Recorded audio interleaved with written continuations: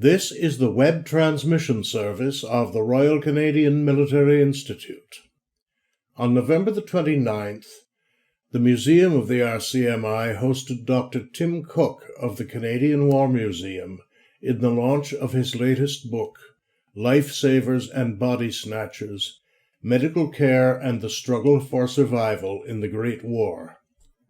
Dr. Cook was introduced by museum curator and director Ryan Goldsworthy. Thank you so much. We're going to get started here. Thanks for your patience and again for being here. Obviously this is going to be a great talk with the launch of the new book. So I'm just going to say a few words before I introduce the man of the hour. And this is going to be welcome for everyone. So let me just say good evening everyone and welcome to our RCMI Museum book launch of Dr. Tim Cook's fascinating new book, Lifesavers and Body Snatchers, Medical Care and the Struggle for Survival in the Great War. My name, of course, is Ryan Goldsworthy, and as the museum director and the curator of the RCMI Museum, it's my personal privilege to host you all for this book launch of Canada's most prolific military historian. So as I said, I'd like to share just a few words before I introduce Tim. Right off the bat, I want to acknowledge Penguin and Random House for continuing to publish these important volumes on Canadian military history. I'd also like to give a special thank you to Penguin Publicity Manager Shauna Cook in the front row for her continued support of these book launches at the RCMI. Shauna, it's always a pleasure to work with you. Thanks for being here. So in addition, and with assistance from my team, and Tim knows I love to do this, we've curated a small display of objects here in the corner of the room. For those guests who are familiar with our events, we like to do this. We only have a finite amount of space at the RCMI for exhibitions. And yet we have an extraordinary collection, one of the finest collections in Canada of Canadian militaria, specifically uniforms. So everything we bring up is really genuine and truly impressive. So some of the things you see here, and I hope you all get a chance, if you haven't already, to have a closer look. Some of my staff will give you sort of a tutorial if you're interested. But what we have in terms of some of the uniforms and smaller objects that relate to the topic this evening, the standing individual in the great coats, that's actually a doctor's coat with a Royal Army Medical Corps hat. We have a nursing sister's uniform, dress uniform from the First World War standing next to him. Very rare. And then on the table standing there, we actually have a service dress tunic named to the Royal Canadian Dragoons. And of course, one of two regular tank regiments still remaining in Canada. It's a pristine jacket, and he's also wearing the matching Brodie helmet. It doesn't get better than that in terms of First World War militaria. And on the table, some great objects not to be overlooked. There's a medical kit from the Second World War, which is virtually complete. My staff will be happy to open it up and have a look inside. Many dressings, ointments, and other materials. Some great patches there as well, so definitely have a look. Not to be missed. One other thing to notice that's on display, I would love to have brought it down here. I showed Tim earlier. On the third floor, where we have our permanent World War I exhibition, we actually have the complete uniform of a stretcher bearer from the First World War with his field dressing bag, his cap, even with the Red Cross armband. It's immaculate and perhaps the best extant example of a stretcher bearer from the First World War, so not to be missed as well. And I'm sure Tim will speak a little more to the role of stretcher bearers that they played in the First World War. A couple more things before I pass it over to Tim. I'm also happy to announce a major new incoming donation from Mr. Victor Taboyka, one of our finest patrons. The uniform that he'll be donating is a complete other ranks chew tunic, cap, and splatter mask named to a tanker from the First World War, Vincent Scully. It'll be the best and most complete example in existence. I estimate it's worth about $35,000, so I wanted to announce that first here. These are extremely rare pieces in Canada. I know I talk about these uniforms all the time, but it's really another excellent addition to our museum collection. So more to come, but I just wanted to give you that announcement at this time. And lastly, with our Military History Symposium now behind us earlier this month, this will be the last museum event of 2022.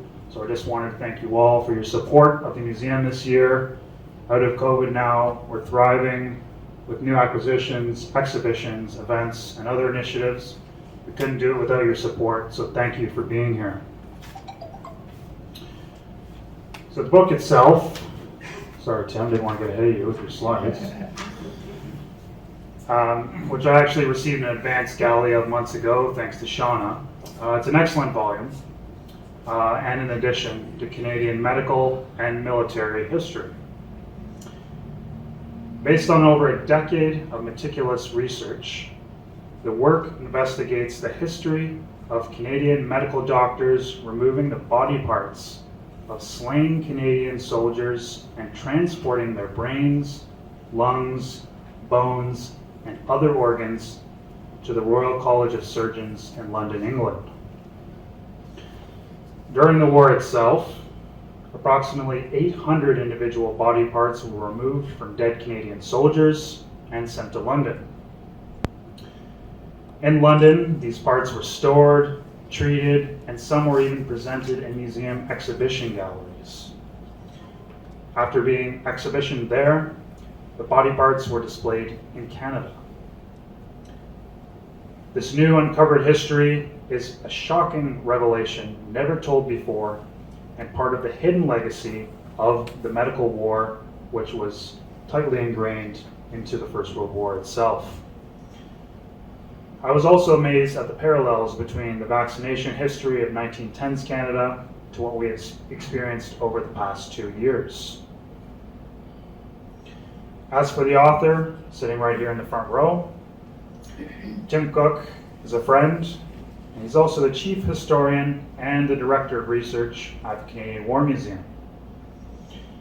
His best-selling books have won multiple awards, including 3 Ottawa Book Prizes for literary nonfiction and 2 C.P. Stacey Awards for the best book in Canadian military history. In 2008, Tim won the J.W. Defoe Prize for At the Sharp End, and again for Vimy, The Battle and the Legend, both excellent and influential works in themselves. I've hosted Tim at the RCMI on many occasions where he has spoken to several of these books and to other specialized talks, including our Military History Symposium in 2021. Tim, who is a member of the Royal Society of Canada and the Order of Canada, is also the honorary historian of the RCMI along with Jack Granenstein. Please help me welcome to the podium Dr. Tim Cook.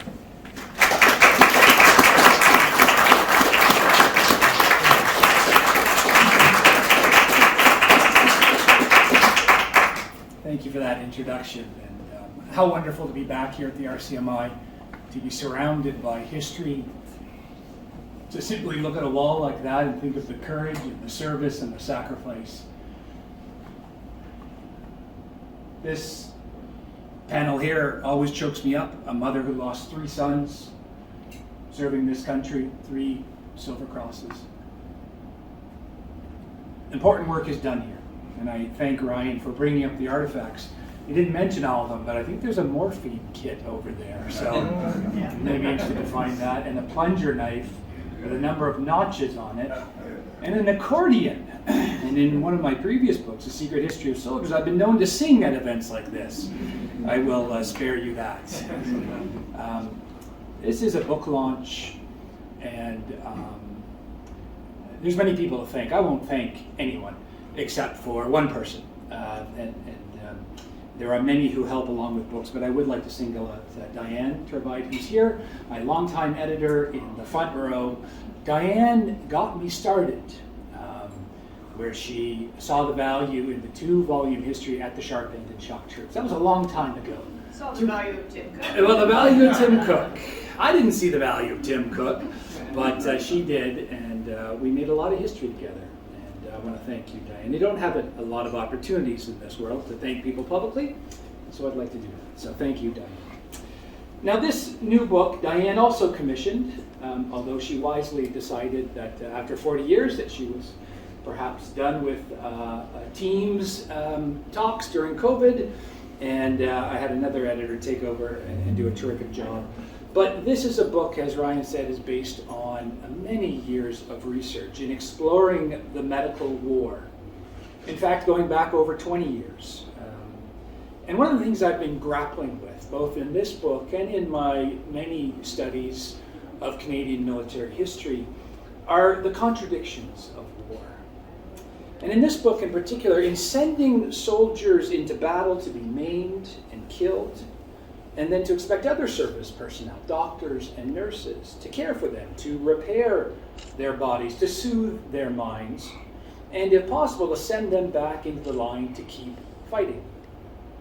One Canadian soldier, stressing the seeming contradictions of the medicine in war, wrote this: "On the one hand, it is science straining every nerve to accomplish man's destruction. On the other hand, it is science working overtime to save his life." Now, war history is filled with these scorching contradictions, but they certainly emerged in this study of the Lifesavers and the Body Snatchers. And as Ryan has alluded to, I'll be speaking to the Body Snatchers element in a little bit. Now, as many of you know from my previous books, I believe it's important to hear the eyewitnesses to history, whose voices have been silenced with age, but I attempt to reclaim those voices from their letters and from their diaries and memoirs. And in this book, you'll hear from the soldiers, the doctors, and the nurses. There's a power in those words that I have always found. I research across this country, but often at the National Archives in Ottawa, overlooking the Ottawa River. I've done that for many years. It's really powerful to read the letters of soldiers who you sometimes know were killed in battle in the 9th of April, 1917, or the 2nd of September, 1918, and to know their fate and yet to realize they did not know their fate, as we, without the gift of hindsight, do not know our own fate. That's a powerful experience, and I believe it's important to have those voices in a book like this. I also think it's important to understand the nature of war and war fighting and tactics. And I've read most of the books of medicine and war in the First World War from British scholars and French scholars and German scholars. And what I found in a lot of those histories written by medical historians is that the war is almost absent. It seems over on the horizon. Almost everything happens at the field ambulance or the casualty clearing station or the general hospital. And I would suggest and argue, as I do in this book, that it's essential to understand the fighting man's experience. And I thank Ryan for bringing up the uniform of a fighting man, because they are the ones in battle. They are the ones killing and being killed. They are the ones being maimed and wounding other soldiers. It's especially important to understand in the context of war and medicine, because the medical services played a key role in sustaining morale of soldiers in battle. And I want to come back to that. That's really important. Before I go too far, though, I do want to point out the images you're looking at. Diane was a great champion of my books, but also of the images. She often gave me 100 or 125 images. That takes up space, that costs money. But I'm a curator, and I think and see often visually. And an image like this, when accompanying the text, I think is very powerful. It is of a Canadian soldier wounded in the 100 Days campaign. Take a look at the broken right arm and the use of scabbards to set the bone there, using whatever they can on the battlefield. And I love the fact that he's smoking away. All soldiers smoke, nicotine habits and what have you. These images are important, and they certainly help in a talk like this and in the book itself. Now, the medical services, as one doctor or one official report noted, was a great machine of healing.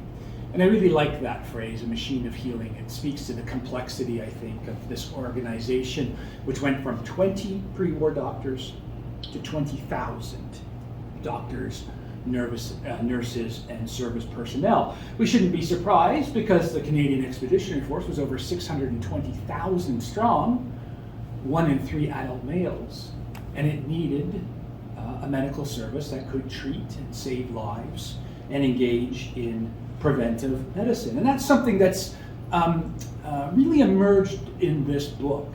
And as I have said in the past, all history books have their own history, and this is no different. This was written during COVID. In fact, I started it in April of 2020. I had planned to write a different book, but all the archives were locked down, and I had enough material to at least begin this book until archives opened up again and I could go back in. This is an amazing image, I think, from 1918 or 1919. It would not be out of place in the last year or 2 years, would it? Face masks and posters warning and engaging that type of work. And in fact, in early 2020, in COVID, when we were all scared and locked down, I was interviewed for my thoughts on the pandemic, and I talked about it as the equivalent. This would have been a little bit later in the process of what it seemed to be like the mobilization for a world war. And I wrote about that in the Globe and Mail as well. But it seemed to me at the time, one of the interesting aspects was how we had forgotten about the 1919 pandemic that killed 55,000 Canadians. And I wondered why we had forgotten. And I explored that in the book. That was one of the first chapters I really dove into to try to understand and to write. And so as I was researching and reading the letters and the diaries of doctors and nurses, as I was going through the official records, I kept coming across acts of preventive medicine. I thought, isn't that interesting? I've written 14 major books. I've done 12 national exhibitions. I've been doing this for 25 years. But to come at a topic with new eyes, I thought, isn't that something? And it really was a key role of the medical services. As one doctor said, the great outstanding feature of the war has been the triumph of preventive medicine. Now I'll come back to that, but it's not something that is dissimilar to what the medical services do today in terms of force protection and keeping armies from dissolving into mobs of diseased men. Now this book also, I felt, had to be written because I had been running to ground this medical mystery that I had been tracking for more than 15 years. I had come across some indication many, many years ago that Canadian doctors were involved in a program of harvesting soldiers' body parts. And I thought, that simply can't be. These are Canadian soldiers, young men, fathers and uncles and brothers who served king and country. Surely we were not carving them up to remove their body parts. And I spent years researching the National Archives, looking for those files. I wasn't going to go on flimsy evidence. They were misfiled. They were misnamed. I don't think it was a conspiracy. Some people said, oh, it's got to be a conspiracy. Cook, you finally did it. Well, no. There just happened to be millions and millions of First World War files. You got to look a long time to find them. I'd like to think it was a conspiracy. That would make even a better book. No, it's just, but it was there. And I'll speak to that. And these are two examples of pathological samples, as they were called during the war, removed from killed Canadian or British soldiers or other Allied soldiers. You see a skull there that has been shattered with a bullet wound. Clearly they removed the dead soldier's head, removed his skin and hair, and removed his brain matter, and set the skull, and then they would have put that on display.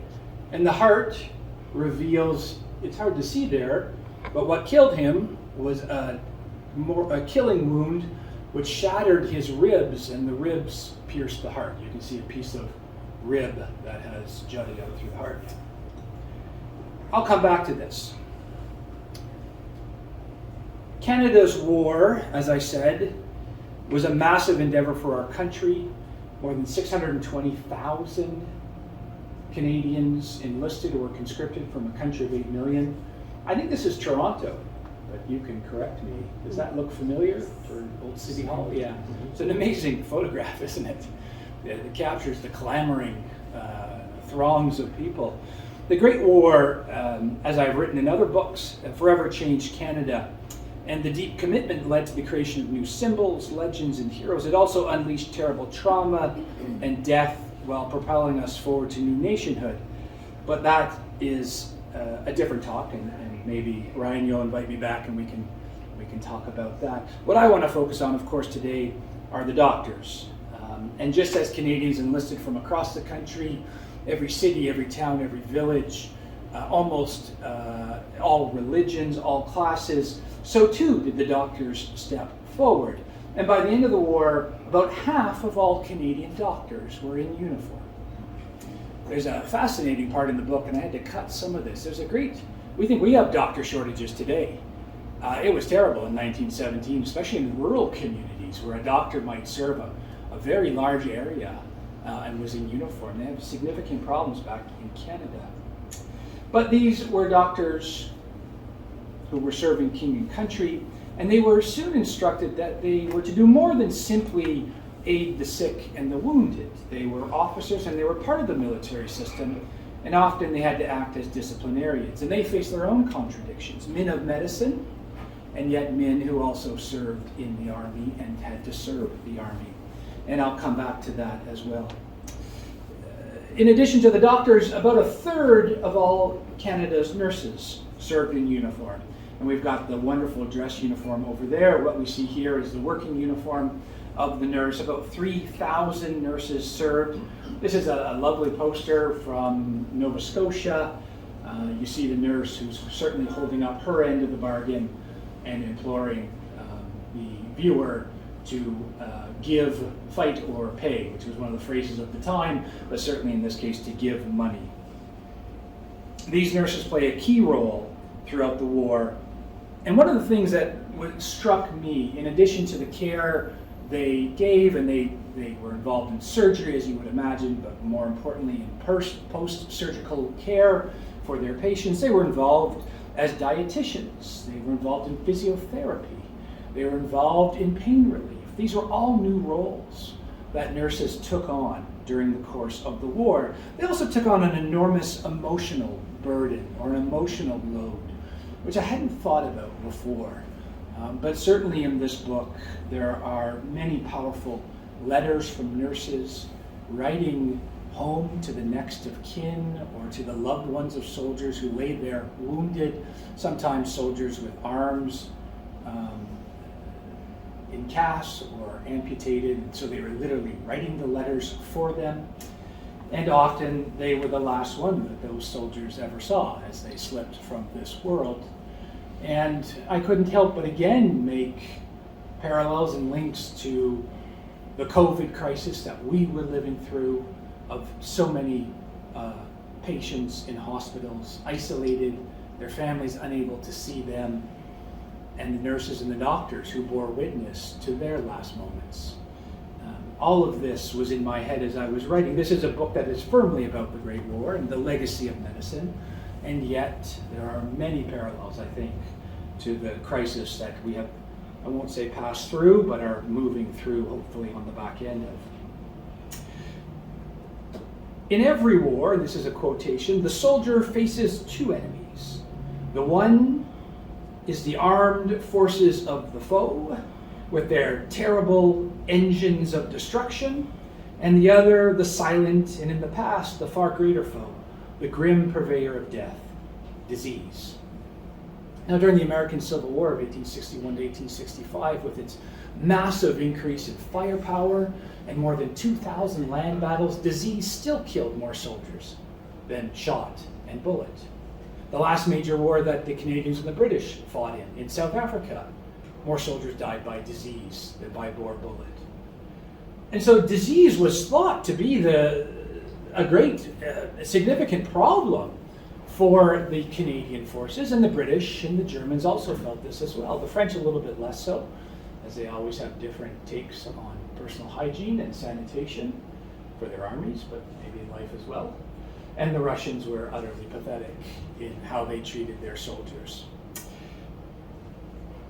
This is a great image on our left here of the Canadians at Valcarch, 35,000 Canadians who came together south of Quebec City. This was our great first contingent that would go overseas, followed by another 400,000 or so Canadians who would join them, about 200,000 if you're doing the math, stayed in Canada to make up that 620,000. There was a great fear that disease would break out because there were very few facilities at Valcarch. You can see the tent city there. There was a great problem with sanitation. 35,000 men and 10,000 horses produce a lot of human and animal waste. And so there were problems there, and the doctors played a very important role in ensuring that disease did not wipe out this army before they could even go overseas. They were also involved in mandatory vaccinations, and a great image on the right there of a doctor in the center who's about to administer a vaccination to a soldier who doesn't look too happy about it. And he maybe had every right to be a little worried because they kept using the same needle over and over and over. But it saved lives, and the Canadians made it mandatory.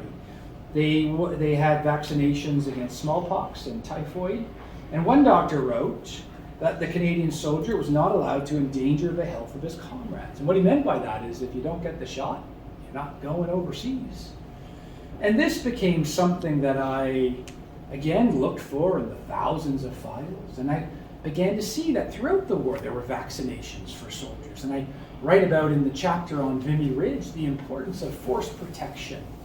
Before Vimy, you'll remember the battle from the 9th to the 12th of April 1917. Well, the Canadians were on the Vimy front for 4 months, maybe a bit longer before that. And it was one of the coldest winters in Europe. And they were in the trenches, and the Germans were running off their wastewater into our trenches. Very difficult battlefield with the Canadians suffering under shell fire. The Germans have the advantage of height with snipers and mortar bombs. Nonetheless, the Canadians, as we know from our history, continue to raid aggressively, but they're also being vaccinated against the possibility of disease. And I think, isn't that a fascinating story? There's more in the book, but I think that this is part of our forgotten history. And I would suggest a key role of the medical services in this preventive role. To return then to 1915, Canada's first major battle was at Second Ypres, and you see the ruins of the Cloth Hall there, which was 500 or 600 years old and had been destroyed in fighting, and the Canadians and the British and the French were fighting to the east of this to hold off the Germans from capturing this crucial logistical town. The image on the right is a very rare photograph. You won't see many photographs from 1915 for the Canadians because cameras were not allowed in the trenches. Diaries are not allowed either, but many soldiers kept diaries. But they were draconian in clamping down on cameras.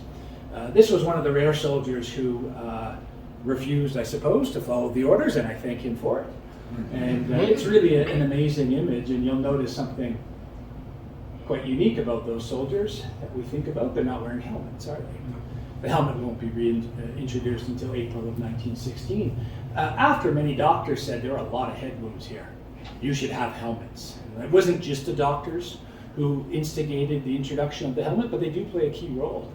And in the Canadian Forces, John McRae was one of them, who was a medical officer, as many of you know, at Second Ypres.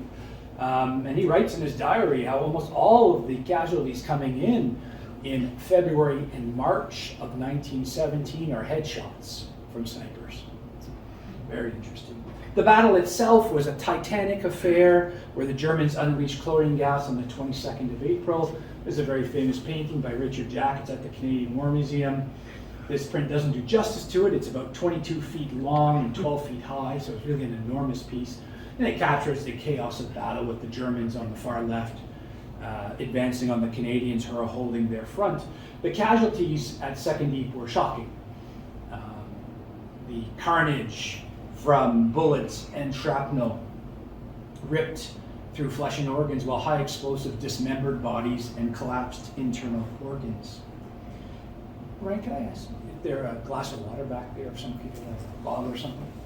No rush on that. One of the doctors wrote in his diary of this battle, "It was one never-ending stream which lasted all day and night for 7 days without cessation." In all, some 5,200 cases passed through our hands. He was at a field ambulance, this doctor. Wounds here, wounds there, wounds everywhere. Legs, feet, hands missing. Bleeding stumps controlled by rough field tourniquets. Large portions of the abdominal walls shot away. Faces horribly mutilated. Bones shattered to pieces. Holes that you could put your clenched fist into. Shocking wounds.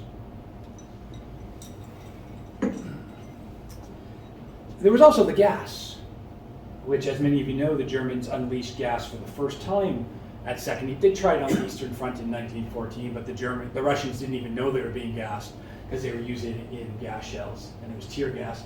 Here, they unleashed a gas cloud about 5 kilometers long, and the wounds were shocking, but also perplexing, as soldiers had their lungs burned out from the chlorine gas.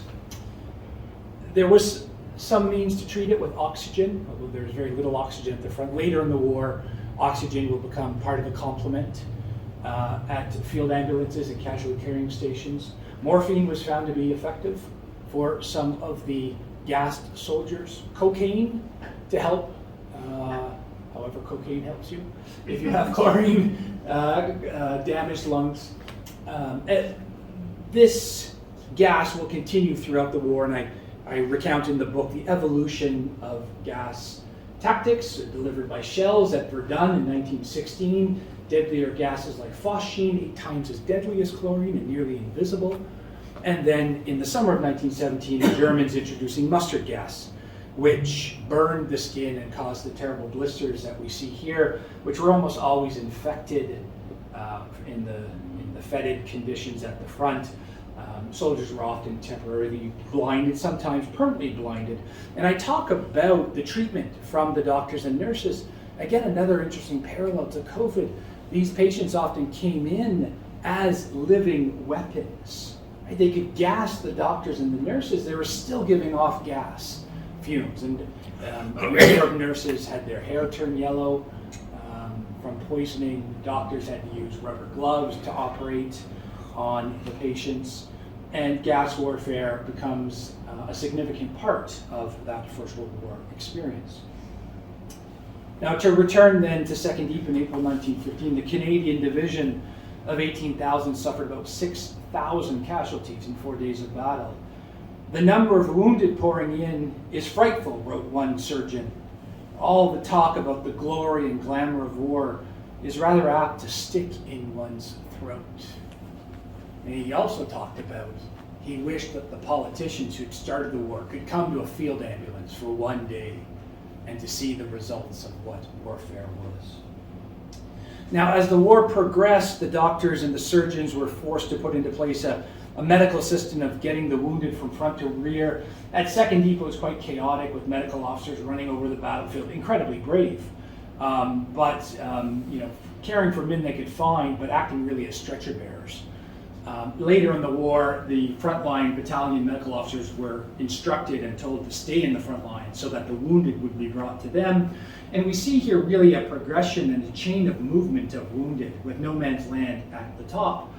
And this changes a little bit during the course of the war, but really the key here is the stretcher bearers would carry out the wounded and administer first aid as battlefield medics. But there was never enough of them to carry out wounded soldiers. And so often they conscripted German prisoners, but often it fell to the wounded men themselves to drag themselves back, to somehow find the incredible stamina and endurance and resilience to stumble back several kilometers over a broken battlefield. We're talking men with ghastly stomach wounds and brain wounds and arms that had been torn apart, sometimes with broken legs, soldiers relying on each other, blinded soldier being led by one who was sighted and yet suffering from some horrific wound. I recount them in the book, and also the survival instinct, I think, shocking as it is for many of these soldiers, and what drove them onward to be treated, because they understood that to be left in no man's land was likely to be left to die. as we moved through here, there were field ambulances and casualty clearing stations and hospitals closer to the coast. I think the key point here is that this movement of wounded from front to rear, of men stumbling or being carried, and then a field ambulance drawn by a horse or a motorized field ambulance to the casualty clearing station in the center, where the first place where surgery was being done, to the hospitals in the rear where additional surgery would be conducted. There's a chain and a system here, and this is happening all along the Western Front of 700 kilometers, with the Canadians having 30 plus medical units taking part in this massive machine of healing. And there was no shortage of patients. Canadian infantryman James Kirk, who was wounded on the Somme in 1916, and writing from the hospital, wrote of the battlefield, "In some places it is beyond a man's imagination and can't be believed until it is seen by your own eyes. They speak of a place called hell, but it is here." Now, not all wounds were treated equal. Some bullets simply passed through the body, a through and through. That was a good wound if it didn't hit bone or major organ. And I was very surprised to see that sometimes those soldiers would return to their unit in 4 weeks, sometimes 6 weeks. Other times, though, the bullet tumbled through the body, hitting bone, shattering bone, breaking the bullet into pieces, which then ripped through organs, and sometimes exited the body in a burst of gore. One doctor wrote of the high explosive shells. "Shrapnel wounds," he wrote, "do not manifest such a destructive nature as those from the high explosive shells, where we often find a whole limb or the head completely separated from the body, or where the whole body is blown to pieces." Now, there was a massive evolution in surgical care during the course of the war.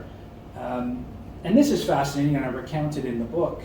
But one of the great challenges these doctors and surgeons faced was the infection of wounds, because when bullets and shell fragments passed through the dirty uniform, which often hadn't been washed in weeks or months, it then passed through undershirts, which hadn't been washed in weeks or months, and then passed through skin, which hadn't been washed in weeks or months.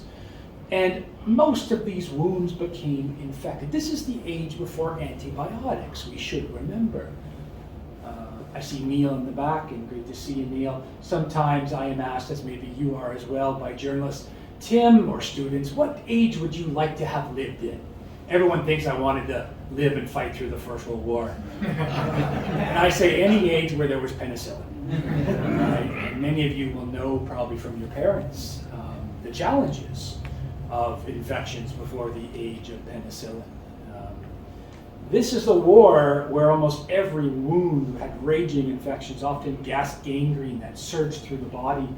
Frustrating for doctors who were operating on soldiers, removing steel and iron from their bodies and saving their lives, only to find a week later that their patients had died from a raging infection.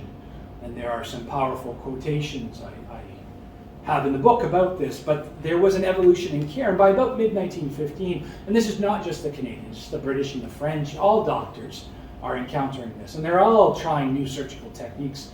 And the one that they decide on that will be most effective will be to simply cut out great swaths of flesh and of muscle.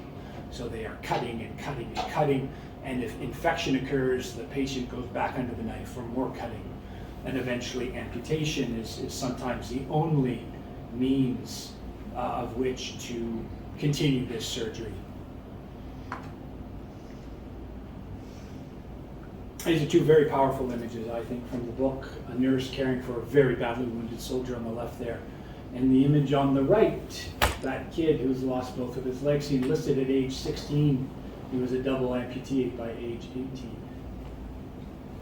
There were other evolutions during the course of the war. The Xray machine became an essential part of the evolution in surgical treatment.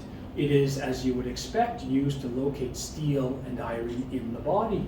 This is a very rare photograph. I was so pleased to find this, of an X-ray machine, quite big and bulky, although they're big and bulky today as well. There's MRIs and what have you. and a wounded patient with a head wound there. Blood transfusions were part of this radical evolution in treatment, and Canadians were pioneers in blood transfusion as well. But McGill Hospital doing their first transfusion in August of 1915. A Toronto doctor by the name of Robertson doing transfusions on the Western Front in 1916. He would survive the war and come back to his job at Sick Kids Hospital, where he used transfusions to save young children from burns and probably less successfully so for cancer treatments. There was evolutions in moving surgery forward so that surgery could be done more rapidly for the massive wounded soldiers. At the start of the war, an abdominal wound and a brain wound were almost always lethal. So too, surprisingly, were broken femurs, where the bone jutted through the skin, almost always infected, almost always losing those soldiers. By 1917 and 1918, all of those patients who came in with those wounds were being saved regularly, including brain wounds and horrific abdominal wounds.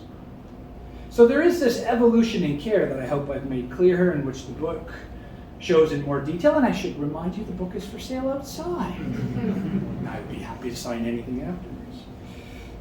The big battles are often the spine in the book: Second Deep, the Somme, Vimy in April of 1917, Hill 70 in August of 1917, Passchendaele in October and November of 1917, the 100 Days Campaign.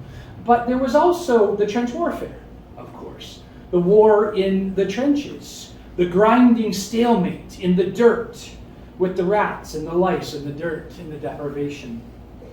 And that too was important, and medical officers played a key role in that. And as I mentioned, and I think is becoming clear, I hope, the contradictions are often evident there. These lifesavers, these medical officers, were also to act as disciplinarians. As I said, they would decide who could leave the front and who would have to stick in the firing line. And that's exceedingly difficult when everyone is breaking down under the strain and the sleep deprivation and, of course, the trauma of this horrific war. But not everyone could be sent to the rear. You need a fighting force. And so it fell to the medical officers. And in the book, I talk about the culture. I'm really interested in ward culture. What did the patients do? How did they recover? Singing songs and publishing magazines and newspapers. Here's a couple of interesting ones, and I'll just talk maybe to the one on the left. It's a medical officer who's on the right there. The patient's on the left. In the middle is his orderly sergeant, I think. And yet it takes a bit to understand and unpack these cartoons, and I've been doing this for a long time. The title is called Silent Thoughts. That often gives you a clue. We can see the thought bubbles, and the doctor of the thought bubble is a soldier swinging a lead, can't see it there, it's a block or something, isn't it? What's up with that? Well, one of the phrases of the war was called swinging the lead. And you were swinging the lead if you were malingering and trying to get out of work. It's an old naval term, actually. Really interesting. What is it? The soldier who's wounded and has a foot wound, what's he thinking? This one's easier to interpret. That's a hospital ship. Get me the hell out of here. I want to go back to Blighty, to England, and at least to be away from the front. What we see in this cartoon is an interesting tension, I think, between the medical officer, who is thinking, this guy's faking it. And I've used this joke a bit, but I've been watching a lot of World Cup soccer. I don't really understand it. All those great soccer players getting paid tens of millions of dollars who get knocked down with a feather and roll around in agony. And it's quite hilarious and ridiculous to an old hockey player who's used to being cross-checked in the head. But, you know, this is what's happening here. This doctor is thinking this guy's faking it. And the soldier is saying, I want out of here. So there's a jousting that goes on. There's a dance there. And I talk about that. I think it's a fascinating part of the hidden history of the medical officers, and these are typically ones in the front lines or in the field ambulances. And there were doctors who didn't want to be in this role. They wanted to treat the wounded and to save lives. They didn't want to be involved in this, but this is what it is to be, in this war, a medical officer on the Western Front. They were involved in other work, such as inspecting feet so that weird diseases don't rot away the feet, or there was something called trench mouth, a terrible bacteria that created halitosis that could knock down a horse, one doctor said. It also rotted away all your teeth and gums. There are stories in the book about the soldiers and how they recover. I like this image. I like these guys who are knitting. And I thought, this doesn't seem like soldiering to me, but of course it is. It's good. Gotta pass the time. It's good for your skills and sort of with your hands. And they create objects for their loved ones or to decorate the wards. This too is a part of the medical war. The wounded continued, and I recount in the book all aspects of the treatment, and I think it's worth remembering, as I recount in the book, despite the horrors of the front, 9 out of 10 soldiers who were seen by a doctor survived. That's a pretty astonishing statistic in this war, this maelstrom of destruction.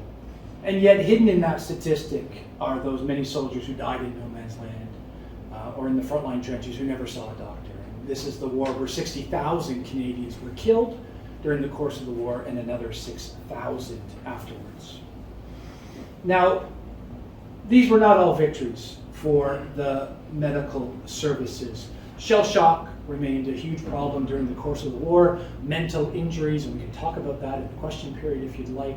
The challenges faced by doctors with this both physical wound, shells exploding above, seemingly causing brain lesions or concussions, but also a mental wound. And we have a much better sense now in the 21st century of the effects of these invisible injuries. But the doctors at the time struggled with that. They struggled with venereal disease, of which there were very high number of cases in the Canadian Expeditionary Force. This became an epidemic. The leprosy of lust, as one morality tract describes sexual diseases. I talk about this. The High Command didn't know what to make. Well, they had a pretty good idea what to make of sexual diseases. They didn't know how to stop them. And so they leaned on the doctors to say, you guys stop them from doing this stuff.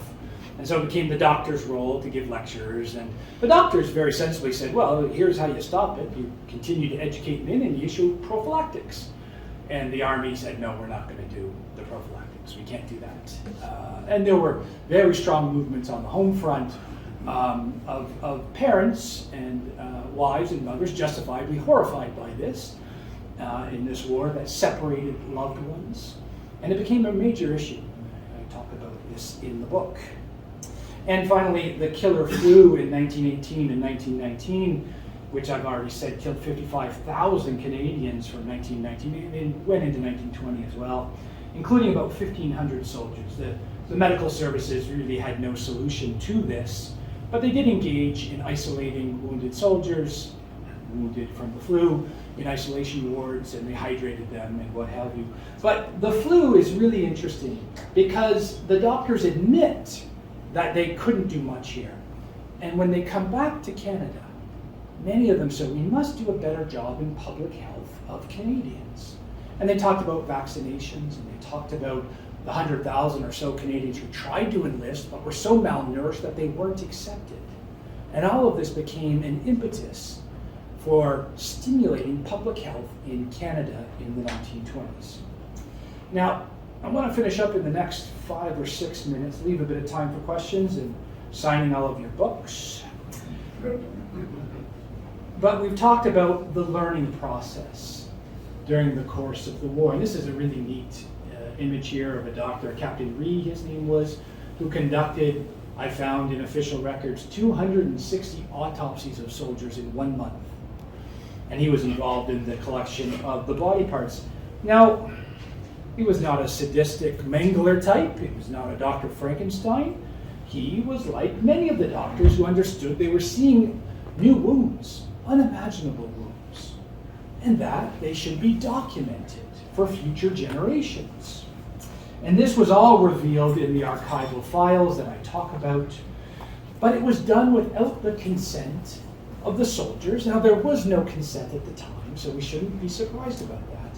But the next of kin were not alerted to this. I was able to locate many of the soldiers, and I looked through their personnel files, wondering were letters sent to their wives or mothers? Nothing. So the next of kin knew nothing about this. Now, when I uncovered this research, I think it'd be fair to say, shocked, and I was angry, and I found it bizarre that this was happening. And yet, of course, as I read more and situated myself in the medical history, the dead have always served up lessons to the living. This is how doctors learned. They opened up the bodies. And so it's a part of the process of learning. And yet the fact that we had never talked about, that no history had ever recounted, that 799 body parts had been harvested from Canadian and British soldiers and sent back to McGill University after the war, was shocking to me. There aren't too many stories left about the Great War that I haven't encountered.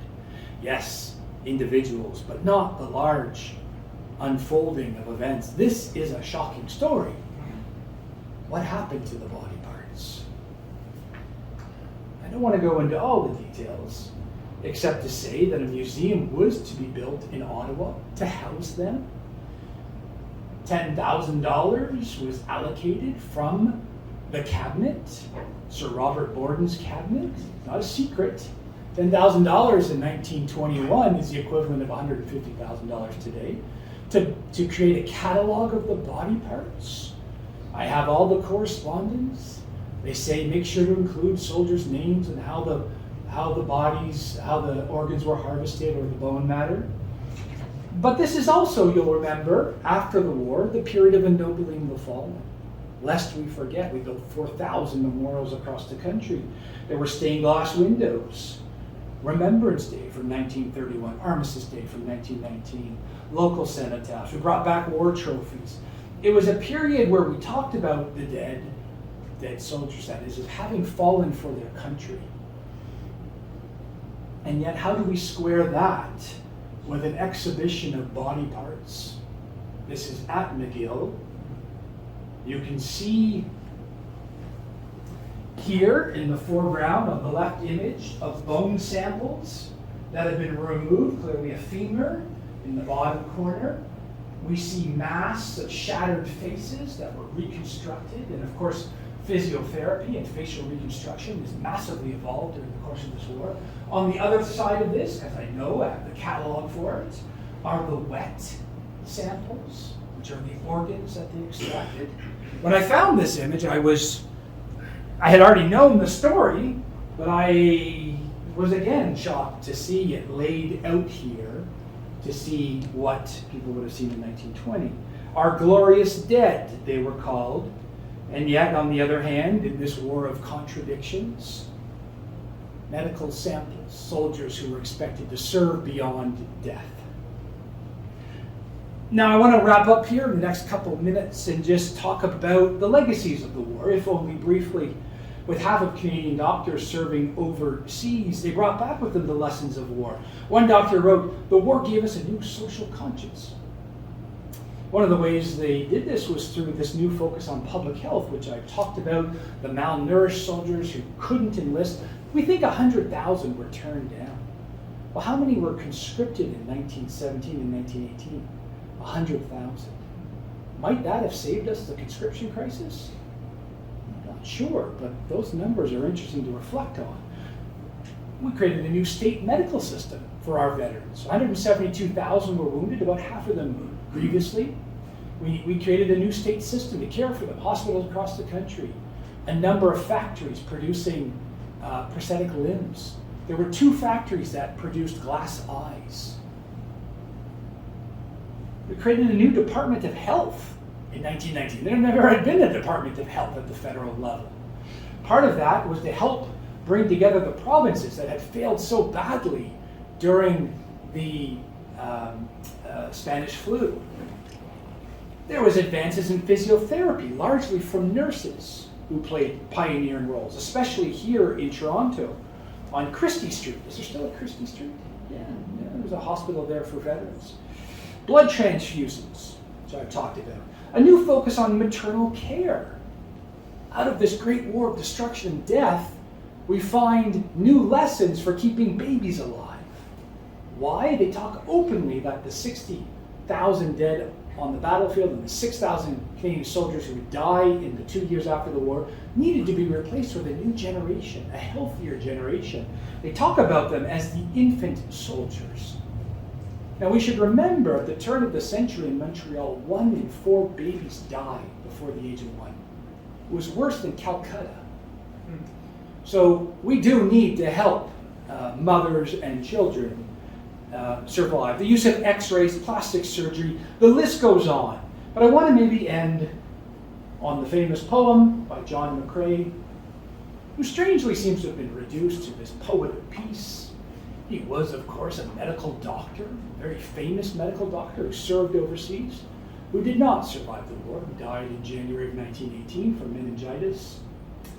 One of the last public lectures that Jack, as he was known to his friends, gave, and we know this from a doctor who was there and so impressed with this star doctor, Jack McRae said, if I could have one legacy, people probably leaning in, was it about the poem?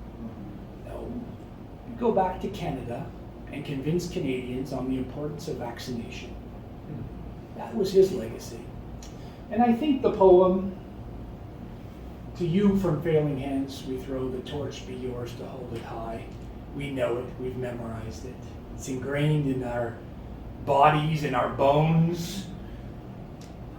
I look at this as a legacy of medical health and care that Jack would have wanted his fellow comrades in arms, those doctors and nurses, to bring back that torch of healing and health to assist Canadians in the post-war years. Thanks very much, everyone.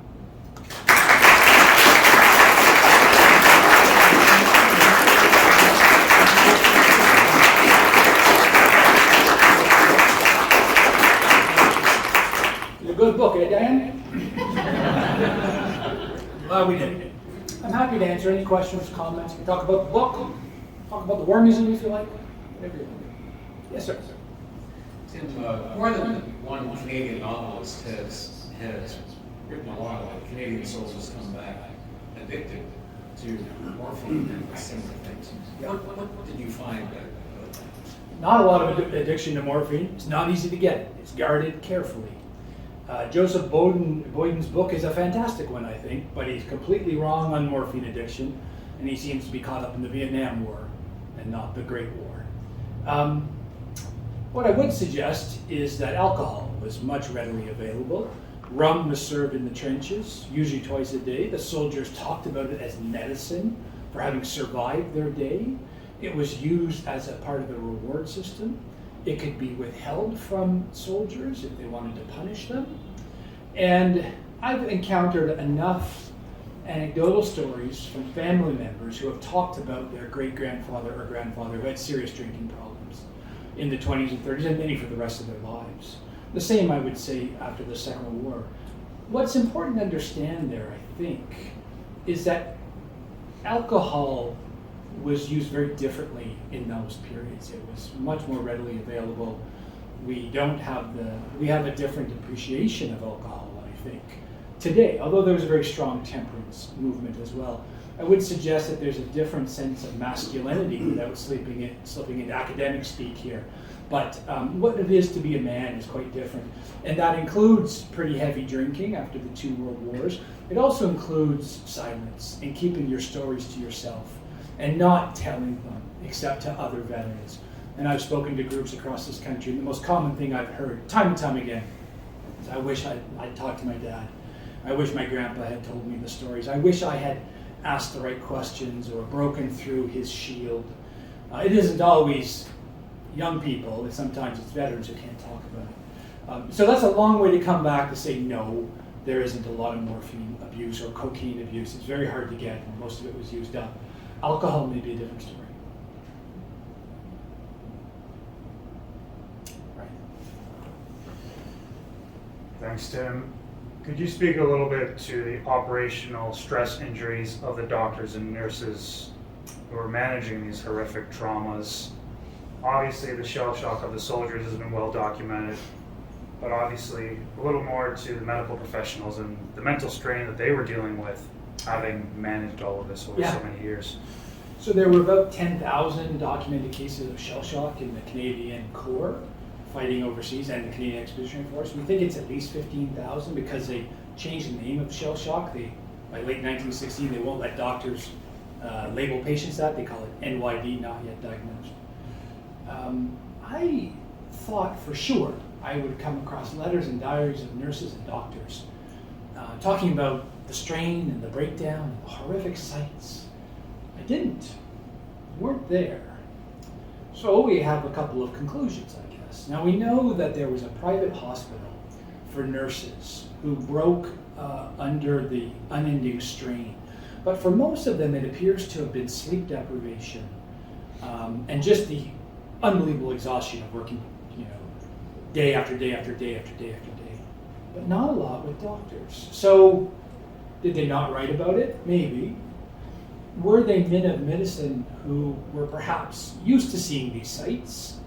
Probably not, because you didn't see sights like this in civilian doctoring, but maybe they were better equipped for it. So I haven't come across a lot of cases. There are some. John McRae was one who, after the Battle of Second Eve, was pretty clear he suffered from a stress injury. And he talks about that, and people who knew him talk about his mood had changed. He had aged visibly. He was quick to anger. He was a bon vivant. He was a wonderful life of the party guy. It took him about a year to get back his mental health. So I'd like to say that, of course, it was, but I'm a historian and I need the evidence, and I didn't find it. Nor did I find special hospitals for these doctors to go to. Now, I think that can be explained because most of them worked in general hospitals where they could go and maybe be treated by their colleagues quietly. That too is a possibility. However, I'm a historian, I have to stick with what I've got. What we do know is that tens of thousands of Canadian soldiers came back with invisible wounds, what we now call post-traumatic stress disorder. Not well understood at the time, although not completely misunderstood. There was a sense that the returned men, as they were called, veterans, that some of them had been deeply changed by the war, that they wore these invisible scars. And that was an ongoing challenge. The medical services was not involved in the care of veterans, various civilian organizations, although many of the doctors and nurses who served during the war were a part of that. In Cobourg, Ontario, for instance, there was a hospital for shell shock soldiers. There were many soldiers who went into hospitals who never left as well. And to me, that's always been a dark story that hasn't been told. The horror of these men who went overseas, who fought and who sacrificed and who came back, and who we know would have desperately wanted to be reunited with their loved ones, their mothers, their fathers, their wives, their children, and who simply could not survive and went into these hospitals and never left them. Any other questions or comments? Yes? Blast from the concussive effects of blast from injuries, for example, in Afghanistan. I'm wondering that's a huge part of what can feed into post-traumatic stress disorder, depending on. So it's a major medical. It is. It's a physical influence. That's right. And during the course of the war for shell shock, it was initially seen as a physical wound. From those shells, the name shell shock. The shock is the blast, the concussive blast from high explosives, which they could tell shook men up, knocked them out, rendered them unconscious. And when they came to, they were still feeling those effects. And it was a very legitimate wound. But then they found a number of soldiers, thousands of soldiers, breaking down who didn't have shells explode next to them. And they were clearly being worn down by the enemy strain. And that's the challenge in this wound. The high command could understand physical wounds. They couldn't understand these soldiers, these heroes of empire breaking down. And they wanted to know how to treat them. And so they turned to the doctors, how are you going to treat them? And it was not an easy wound to treat. It's not an easy wound to treat today. It was not an easy wound at the time. History has come down, largely through films and novelists, that the treatments were brutal, that all of the patients were being electrocuted. And that was one form of treatment. It was quite savage. But more often, they were treated at spas with water therapy and Freudian talk therapy, and an attempt for them to talk through their issues. And, very similar to what we might do today without maybe some of the medication and other aspects. So I recount this in the book, and what's interesting, many interesting aspects to shell shock that I talk about. One of them, though, is that the medical officers were seen as being too lenient on the men. And so there are all kinds of orders from the high command saying, we need these guys back, so hurry it up. Do what you have to do. They don't say this, but if you need to electrocute them, and we're talking about shell shock, various stages, in extreme stages, was mutism, paralysis of limbs, tremors, night times and day terrors. You know, if the soldier is mute, electrocute his tongue so that he talks. If he can't use his right arm, you know, do something painful to him. Mental wounds are fascinating. And I remember reading in the Second World War in the German army, you weren't allowed to have a mental wound. It was simply, you could not have it. And so what developed among soldiers was paralysis of limbs, which was a physical ailment. And the doctors testified that these soldiers, they cannot use their arms. They are paralyzed. And so they became physical wounds in that way. And so the mind, I don't profess to be an expert here, but this was a very complex wound for the medical services to treat and to negotiate with the high command. And I recount much of that in the book. Any other questions or comments? Yeah, at the back. Oh, and then we'll go to you next, sir.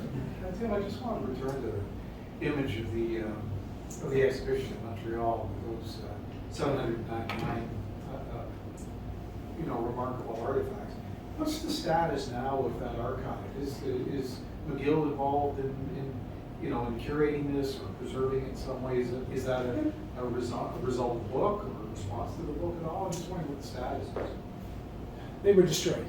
Were they? They were destroyed in the 1950s. And this is part of the mystery that I've been tracking for 15 years. I had to figure out, did this program actually exist? It did. And I figured out how it worked, and the Canadians were not tricked into it. You know, one person very early in the research said, well, surely Canadians didn't know what they were doing. Of course they knew what they were doing. They wanted to be a part of this, and they continued in it. And when they were brought back, they go to McGill, and they're cataloged, and they're put on display. And I don't want to give away too much here, but in 1922, Department of National Defense, from records there, they realize we should not have these. This is not aligned with the commemorative impulse of Canadians in the 1920s, who are building memorials. 1922 is the year where Walter Allward receives his contract for Vimy. There are hundreds of memorials being built already. They're looking for sculptors and designers, and thousands will eventually be built, and they realize we shouldn't have this. And so they are sent back to McGill and ultimately destroyed. And I try to come to grips with that in the book, what it means to have destroyed these body parts, the body parts of Canadian soldiers. Does it mean anything? I think it does. I don't think that they were treated with proper respect. And I think ultimately at the end of this program, they became unwanted, in effect, garbage. And think of the way we treat our soldiers who have fallen in battle today and how we've treated them throughout the 20th century. The Great War is the great change in how we treat fallen soldiers. Think of the massive memorialization. Those of you who have read my book, The Fight for History, we do something different for the Second War. Korean War veterans fight for their own memorial. It takes them decades. Peacekeepers, we begin to bring back the bodies of our slain Canadian Forces personnel in 1970. Think of Afghanistan. There's a contingency here. There are symbols of grief. There are ways that we treat the fallen. This does not align in any way with that story. Yes, sir. Same subject. How did this program get initiated? Was it by the government, by McGill, by the military? Who organized it? The British, as part of writing an official history series, they acknowledged that the American Civil War, we had learned great lessons in medical care for that war 60 odd years earlier, and they wanted to write a multi-volume history, but during the course of the war. And as part of that, they would collect pathological samples, artifacts, to illustrate, but also to be a part of the learning process. So it's not nefarious in that way, and it's part of the doctor's learning system. And a Canadian, George Adami, a professor at McGill, was a huge part of that. He was an internationally renowned pathologist. He and John McRae had written a very famous pathological history, which reads nothing like poetry. So the Canadians were part of this official program. And in fact, at the Royal College of Surgeons, there remained 2,500 body parts up until April of 1941 and the Blitz, when a bomb landed on the Royal College. And all the pathological samples, but 16 were destroyed. I suppose they still have 16. Yes? Were the British and French and German doctors doing this too? They were, which surprised me as well. There's a great rumor started by British military intelligence during the course of the war.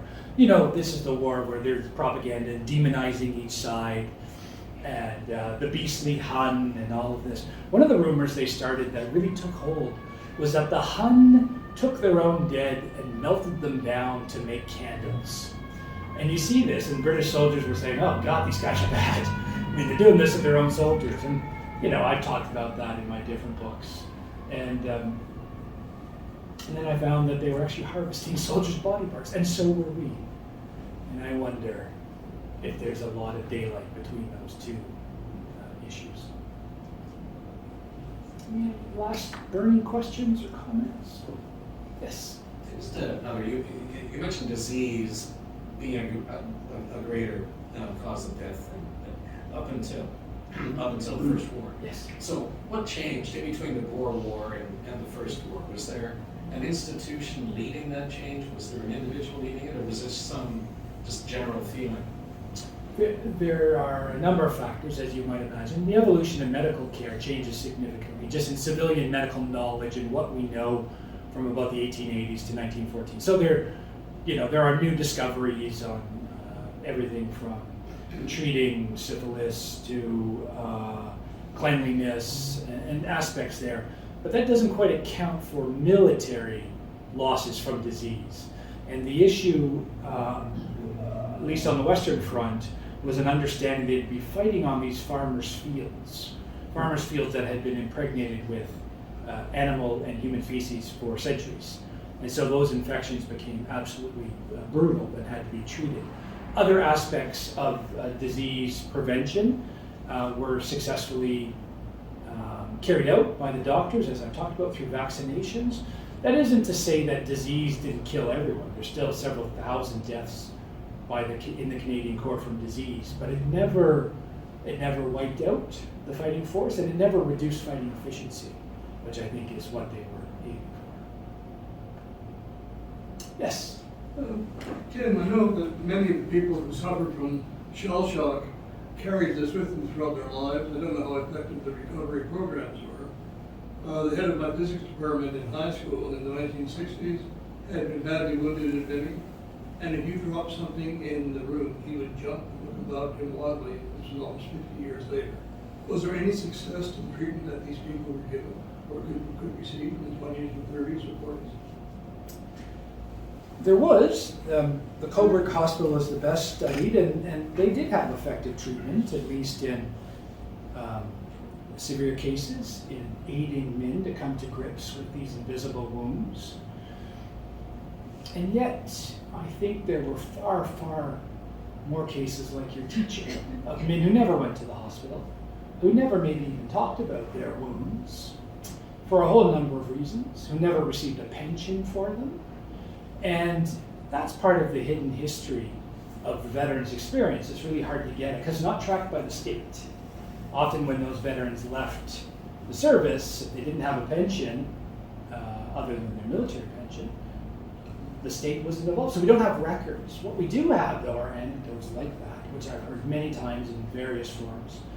And we know that it often fell to the wives of these men, if they were married, or sometimes even their mothers, to care for them, the really badly wounded ones. And I think this will be no surprise to anyone who has been a part of the Canadian Forces and emerged from it and known those who have served in the past, that there was not much treatment up until really the modern period. to deal with this. We do a much better job today. I think we have a greater sense of it. We also know the suicide crisis of Afghanistan veterans, that this is not a wound that disappears. And in fact, we know it's with every war in the 20th century and the American Civil War, and there are scholars of ancient periods who have found what appears to be PTSD or shell shock or battle stress or whatever you want to call it.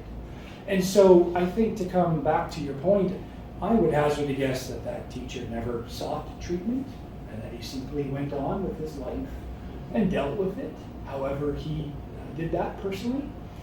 Stiff upper lip, or drinking, or simply pushing forward, as so many of these men from the 2 world wars and other conflicts did, with an incredible resilience.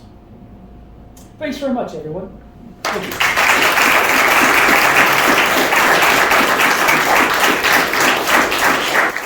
This has been another in our series of webcasts produced by the Royal Canadian Military Institute in Toronto as a public educational service.